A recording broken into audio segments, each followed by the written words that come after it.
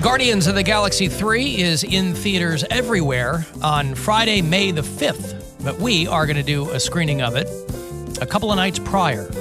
So if you want to get there and see Guardians of the Galaxy 3 early, Wednesday, May 3rd at Cinemark Valley View. Guardians of the Galaxy 3 opens everywhere Friday, May 5. A couple of passes here for you to see it early, courtesy of MMS. Good luck. Caller 10. These are yours. 216-578-1007 or 800-348-1007. The words radio and Ohio both end in I-O. And I-O is one of the moons of Jupiter. Have fun trying to figure out whatever the that means. I-O, I-O. It's the Alan Cox Show. On 100.7 WMMS.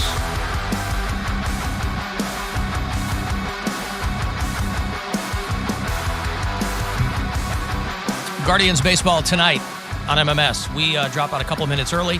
6:10 is your first pitch tonight. Here at home, the Colorado Rockies, who have had, as their name implies, rocky start to the season. They are 6-17, so they're not setting the world on fire yet. Guardians are at exactly 500. And it is the first of three tonight here at home. They'll play them tonight and tomorrow at 6:10. And then Wednesday afternoon, they'll... What? Nothing. Everything's fine. Was that you? I was pulling up our live stream. Oh, I thought you burped. Oh, no. I was pulling up the live stream because I like to see Cody sometimes when I can look at everybody. But carry on. Okay. I didn't have the computer. It's okay. I thought you were... Yeah, it sounded almost like a burp. Like a little gurgle or something. All right. Well, Poundcake, she wants to see you. It just feels That's complete sweet. sometimes. All right. How do you feel about seeing me? Because there I am. Well, I can. Hi, Mary. I used to be able to see you. Hi. And then you close the windows on me. That's right. Hi. Hello. That guy walking by just waved at you, too. Well, that's okay, too. Yeah. We're all inclusive. Mm-hmm. As the one studio here at iHeart Cleveland with a street side window, people walk by. Who knows what'll take place on these? We're so close to the east side. Anyway, Rockies Guardians tonight, 6:10 here on MMS. The only person pleased about the Cavaliers situation right now, Alan Cox, because I thought it was best of 5. And so I was at a function with some friends yesterday out in Kent, and we were talking about how piss poor the Cavs have been playing with Donovan Mitchell. He put up 11 points. Yeah.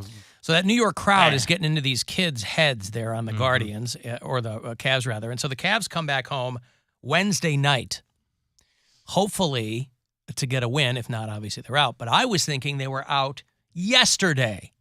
Nope, they're all best of 7 now. And so pleased to see that they weren't. They haven't had a best of 5 series in the first round in 20-something years. Well, as I am older than that and have no concept of time, I was very, very happy when I got home. We were just standing there talking about it, me and Polk and Burge and Beater. And I'm like, oh, God, that was all I was thinking is that they were out. And then I got home and I was looking at, and I go, oh, they're still in. Because I got money on the Cavs. So make something happen, please, for AC. What? Baseball's best of 5, right? When it comes to the World Series. I think I was... No. Not just the World Series at the beginning, like the playoffs. Okay. Those earlier games are best of 5. The wild card series is best of 3. Right. And then the divisional round is best of 5. Okay, and then the series is 7. Then the league championship is best of 7, and the World Series is best of 7. Baseball, yeah, baseball. Infield and all of that. Baseball, yeah, baseball. It's fun just swinging the bat. Anyway, Colorado Rockies, your Cleveland Guardians tonight. I don't know if it's supposed to rain again. That's all it's been doing. So I don't know. I was at that game yesterday, and it was cold. Brian and his daughter went. It was snow out where we were. We were watching the Cavs game and then keeping an eye on what the Guardians game was more fun, obviously, because that Cavs game was a bummer. But it was still fun to go out there and just, be a little bit cold for a while because then you get to go and be warm. Because I love the warm-up feels so nice. Like, coming in from being cold is nice. It is very nice. And it wasn't like the coldest. It was, you were a little chilly, but it wasn't. You would probably have hated it, but I can handle it. I called Brian and I was like, it was all loud.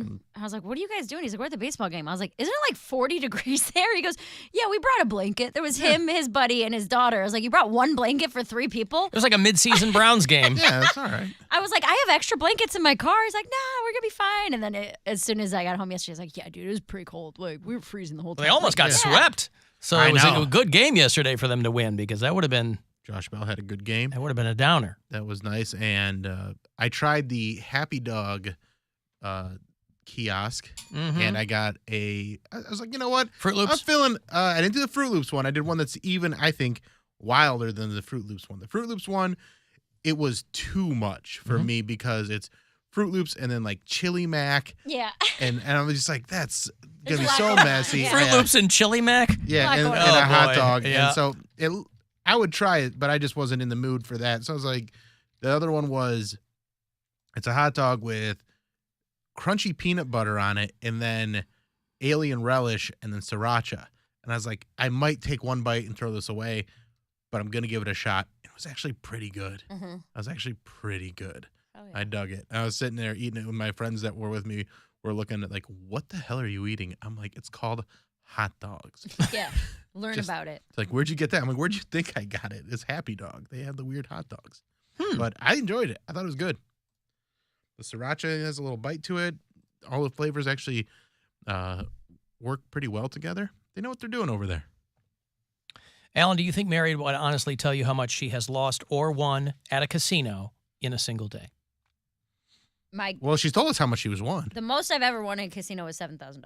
And that was right, recent. That was right before you went to. Well, and honestly, that's What's it just called? what I walked out with. Yeah. I don't know how much I was total up over the day. That's what I left with. You don't count your losses. That money's gone. You just can't even pay attention to it. How much did you lose when you went to the casino in New York? I don't want to lie to you guys, but I also don't want to. I'm not going to say because I don't need people knowing that kind of information about Text me. it to us. I will text. No, because then you're going to react. And you just and said you're gonna- $7,000. These are all just numbers that are in the air. Right, but I am not going to divulge that information to our listeners because You're embarrassed. I am embarrassed, and I already get text messages, or not text messages, but like Instagram messages and things like that, telling me how irresponsible I am and how I'm a hillbilly and how I'm this. And They're strangers. Who cares? I understand, but I don't want that. I So I understand. text the Okay. group chat, and I'll tell you guys, but I'm not going to say it over air. $1 million. What? Where'd you even get it? All right. Yeah. No, I don't care. I only care if I get to find out with the audience. Oh, okay. Well, it's in your phone, so then don't Well, look at now your I phone. can't look. Can't look at it. All right, I'll look. But yeah, that's not information that This is The this is public needs to this is know. a loss. That was her that's last a loss. loss. That's the loss where I was like, I'm done. I am done. And when was this? A month ago, 28 days ago. And you're embarrassed by that? You wouldn't be? No, Alan, I don't make money like you do. not the point. I don't gamble. Right, but that's what I'm saying. As a gambler, I would think you'd be like, eh. That number's not a lot to you. No. What I'm saying is, it's not a lot to you either because you were willing to lose it. No, but it is. That's why I But you had were to. willing to That is the point lose of it. the addiction. But But you I were wasn't. willing to lose no, it. I wasn't because I walked in with about a third of that. Yeah. I was willing to lose a third of that. And then I went to the ATM twice. But you didn't walk out. My point is, I wasn't. That's why it's a problem. How much were the That's why it's an ATM fees? addiction. Ooh, I didn't think about Because that. that's like $7. Yeah, that's the thing. Is like once I see the ATM fee of $7, I'm like, $7, yeah. oh yeah, I gotta stop this. This Right. is ridiculous. That's why it's like, no, I was not willing to lose that number, but it got to that number, which is why it is a problem. That's one of like the biggest signs is you can't stop once you start, and that's what that was. A Mary Santora gambling party. Don't stop It doesn't. because it can't stop. It physically It can't. yes. physically can't stop. The reason why I left is because I had hit my ATM withdrawal limit. I couldn't take out any more money, and I was like, well, yeah, I The know. it's ATM has sad. the ATM machine has better judgment No, than you. the is what you're machine saying. doesn't because I don't even know. It's not sober, but like clean, Mary. When I'm not gambling, I put procedures in place, like calling my bank and saying, "Hey, I need to set a limit on this card, otherwise I'm going to take all my money out." And that's what I did. I swear on my life. I believe you. I know better There's than that. no part of this I don't believe. Where I say, "Hey, you have to make sure that When I am say I not can't believe this, allowed- I'm being figurative. I'm not being literal. I am not allowed to withdraw more than $400 a day because it'll be problematic if I do. Listen, hey, tomorrow on MMS is going to be a big, big day, right? Rover's going to announce all the details for Buzzard Fest. We told you about it last week to get you going on the early bird tickets, and a lot of people have bought those already. Good call. Not Good even call. knowing what the lineup is, yeah. So Rover, 8:15 tomorrow morning, we'll have all the details for you on Buzzard Fest, which is August 4th. It's going to happen out at Victory Park in North Ridgeville. And he'll give you the lineup, and I hope that you still got those early bird tickets because the other ones are going to be more expensive than that. And then tomorrow afternoon on this show, Charlie Sheen returns to the program. He's doing something on Friday night out at MGM Northfield Park. We gave away some tickets for this. It's an evening with Charlie Sheen. They're going to screen Major League as well. So he'll be joining us tomorrow around 4:30 on the phone. So a lot of fun things happening tomorrow. Not so fun, however. I was reading about one Raymond Romano, who is, of course, a comedian, an actor, and nearly dead. His own heart nearly killed him. His doctors found a 90% blockage in a major artery, and he underwent surgery to fix it. And apparently, over the course of a long a period of time, he knew that there had been some things going on. His doctor told him years ago to take something to mitigate his cholesterol and high blood pressure, and he ignored him because he said, I figured I would do it myself and I would eat healthier, and that didn't work. So I guess he's okay now. They put a stent in there, and it's no joke, boy. I mean, my father-in-law has had major heart surgery, and it terrifies you every time because it's like, these days they can... Depending on what you're having done, they can just feed a thing up through your crotch and into your heart. It is amazing what they do, but there are situations where they're still cracking people's sternums open and going in there, and it's terrifying if you know somebody that's got to go through this, or if you're going through it yourself. And in retrospect, Ray Romano said that he wished he would have gone on the medication 20 years ago. I wish I would have done it. I had to think that you'd have, Ray, a comment on the state of your heart these days. Everyone loves Raymond except me. My heart hates me. It's not fair. Your heart doesn't love Raymond. No, Everybody else does. And it's shaped like love, and it hates me. Shaped like love. Well, you used to be on that show called Men of a Certain Age, and that was 15 years ago. I had to think that... yeah, everybody hates that show, too. I like that show. I like that show. I enjoyed that show a great deal. You're the only one. Oh, all right. Well, anyway. It was on TNT. But you're feeling better. Well, they like drama or whatever. But you're feeling better now? You're doing okay? I guess, yeah. I'll write some jokes about it. Yeah.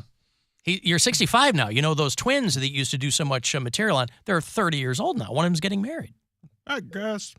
I guess. I don't stay in touch. I guess. Ray is a man of few they're like words. my heart. They're trying to kill me. Yeah. He doesn't want to exert himself too much by saying too much. Well, because I saw how much I have to pay for this wedding, and I was like, my heart. Yeah, my heart. Trying to get out of this. Oh, nobody loves me anymore. Wow. What are you doing? Anyway. But anyway, Ray Romano is fine. How this impression gets so bad? I like it. It's the only one we have, right? I don't do Ray Romano. So he's going to be okay. Richard Lewis, not so much. He has announced that he has Parkinson's disease. And Richard Lewis, who, if you've watched Curb Your Enthusiasm, has not looked good for a long time. Well, when he came on the show about 10 years ago, he was in rough shape. Yeah, he was. He's been battling things for a long time. So love Richard Lewis. He said that that was he such a fun day, though. He was diagnosed with Parkinson's 2 years ago. I guess he's just now talking about it, but maybe that is what accounts for what has seemingly been kind of a rapid decline for him. But I mean, he's not in Michael J. Fox territory, but he said the last 3.5 years have been a pretty rocky time. I love Richard Lewis. I wish he'd come back. I don't know how much more live performing he's going to do after something like this anymore. Because people had asked him, hey, are you going to go back out on the road again? And he's like, well, here's what happened. And then that's when he said a couple of years ago, in the middle of his tour, he's like, I think I'm going to be done. And he felt pretty good about it. And then he went to the doctor, and the doctor said that he had Parkinson's. but that he had also had consecutive surgeries on his back, his shoulder. He had shoulder replacement, and he had hip replacement surgery, all one after the other. And so I don't know if this is the last season. Somebody a couple of weeks ago, one of the producers on Curb posted and then quickly deleted a post about how he had intimated that it was the last season. And I guess they really wanted him to take that down, and he realized what he had done. I hope it's not. I hope they do that show until Larry David's 90 years old. Until they're all dead.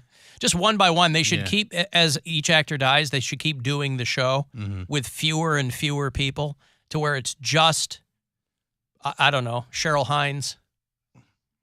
Odenkirk comes back as Porno Gil. I don't know. They can figure it out. Just JB Smoove. Yeah. We have one bureau chief in a town called Corydon, Indiana. This jumped out at me, and I knew that we had somebody there. Andrea is in a town called Corydon, Indiana. I think it's pretty close to Kentucky. And that jumped out at me because the people of Corydon, it's a small town in southern Indiana, but they are all lamenting the end of a local establishment that's closing after 71 years. Butt Drugs. Oh. The Butt family has had a local pharmacia for almost 3/4 of a century. And they said it's really, even in a small town like Corydon, Indiana, it's really hard to keep a business like this afloat. And that they're so sorry to their loyal customers, but owner Katie Butt Beckert is really bummed that the store is closing. What more fun can you get than having a butt shake on a Saturday afternoon? Butt was the given name, so you make it what it is. Have fun with it. The small independence we can't sustain when we're at their mercy. Even though this kind of feels like a premeditated funeral, we want to look at it as a celebration of life because there's not too many businesses that have actually been here for 3 generations. 3 generations of Butt Drugs. And they really played it up. Now, listen, as someone who personally has grown up with a name that engendered a lot of mockery, you wouldn't believe how many people think Alan is hilarious. It's a good one. Butt Drugs really played it up. They had stickers and they had milkshakes, as she said there. And but William H. Butt, where that woman's grandfather, he started the pharmacy in 1952. And then her father continued it. I've often thought about what a difficult decision that would be to be have to decide at some point if you're going to be in the family business, because for a lot of people, it's a decision that's made for them. Because on the one hand, you can kind of, there's advantages, I guess, generationally to be kind of pillars of the community or whatever. It's a name that people recognize, but there'd be so much pressure to continue the family business, especially if you were like, you didn't have that many siblings. Maybe you can count on one of them to go, yeah, screw it. I'm not really good at anything. I'll just stay, I'll sell flooring because that's what my dad did or whatever. Or I'll continue to run Butt Drugs. But if it's just you and you're in the Butt family, but you have aspirations of, maybe you want to go to New York and become a thespian, and your family back in Indiana is really giving you a hard time because who's going to carry on the Butt Drugs name? That can't be easy. But it's going away. People travel from all over the country just to get their I Love Butt Drugs merch. They sell T-shirts and magnets and hats. And gee, even with that, they couldn't keep it open longer than 71 years. Deeply saddened. She said that they have to close their doors. So R.I.P. Butt Drugs. It's right next door. That wasn't the only business of the family. Right next door was Butt Whole Foods.